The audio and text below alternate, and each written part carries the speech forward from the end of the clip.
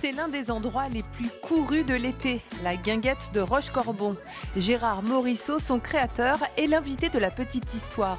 Alors qui vient danser, guincher? Comment est-il passé d'un petit bar à crêpes à 70 000 couverts par saison? Réponse aujourd'hui dans le Grand 70 000, c'est le nombre de couverts dans une saison à la guinguette de Rochecorbon. Alors on vient de loin pour l'été dansant, mais pas que, pour danser la salsa, la country, puis juste à côté évidemment c'est le paradis des enfants, c'est le quartier général de mon fils, le Lulu Park. Vous êtes le créateur de la guinguette. Aujourd'hui, la saison elle a déjà bien commencé. Combien faut-il de personnes pour faire tourner cette super structure ? À la guinguette, on est 50 à peu près, Ouais. et au parc 10. Et cette année, ça a vraiment commencé sur les chapeaux de roue, parce qu'il a fait beau, Ouais. dès le début. Et là, on a eu du mal au début. Parce À recruter ? On a eu du mal à recruter, parce qu'on fait travailler beaucoup d'étudiants, et les étudiants, ils sont encore en examen. Eh oui. Et là, maintenant, ça va mieux. Il paraît que quand on va travailler à la guinguette, et c'est vous qui me l'avez dit, on peut tout faire. Une fois, Voilà. Quand on a fait une saison à la guinguette, Ah, mais après c'est sûr, on est. parce c'est que ça. c'est hard quand même. Ouais. Hein, il faut courir. C'est faut quoi courir. Faut faire, voilà, faut avoir des bonnes baskets. C'est ça, Les clients de la guinguette sont sympas. très. Ouais, ça Très. va. Franchement, non, ils sont contents d'être ici, ils ont l'impression d'être en vacances. Alors automatiquement, ils ont la banane, ils sourient. Franchement, rarement il y a des gens... Il faut dire que le décor s'y prête. On a quand même le patrimoine mondial de l'UNESCO juste en face.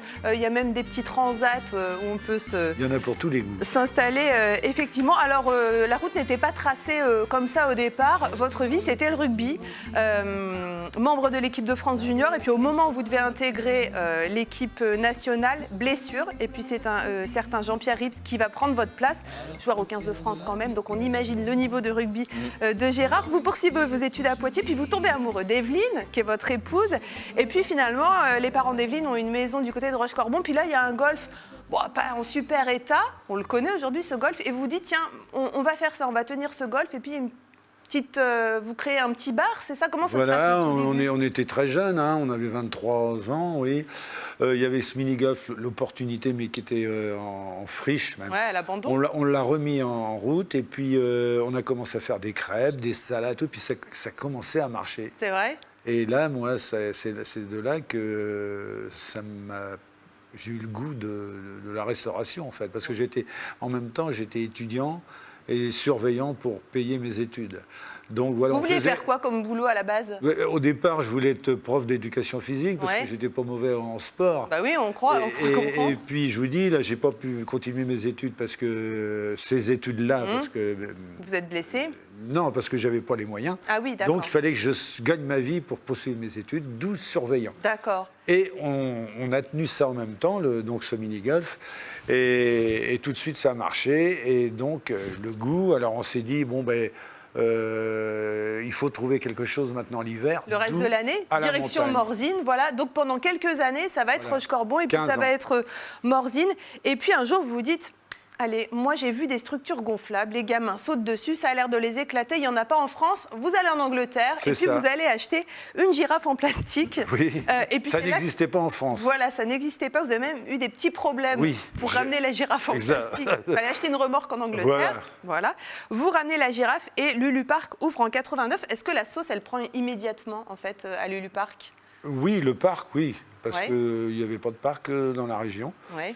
Et puis, par contre, on a fait ça petit à petit avec les moyens qu'on avait au début. Et puis, l'argent qu'on a vendu Morzine, on l'a mis dans le parc. Réinjecté là-dedans. Alors, Et- vous allez plus loin. En 2000, en fait, vous ouvrez la guinguette. Là, on l'a dit, 70 000 couverts. C'était quoi votre plan d'action? C'était de dire...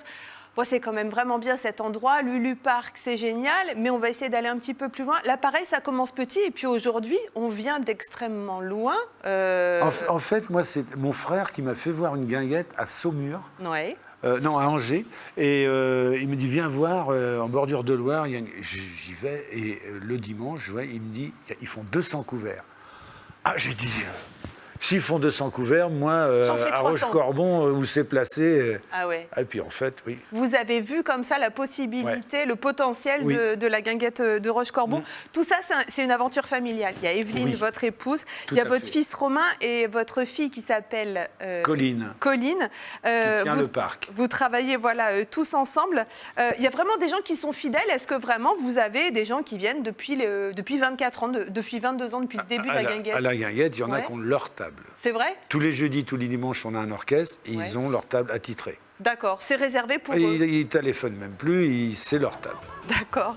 Alors C'est leur évidemment, vie. Hein, et... on vient pour la danse, c'est pour ça que la guinguette est connue. Alors pas que la valse et le tango, hein. Il y a aussi des gens qui viennent danser la salsa, il y a énormément Voilà, il y de en a cours de pour danse. toutes les générations. Voilà. Parce que le mardi, par exemple, la salsa, ça peut...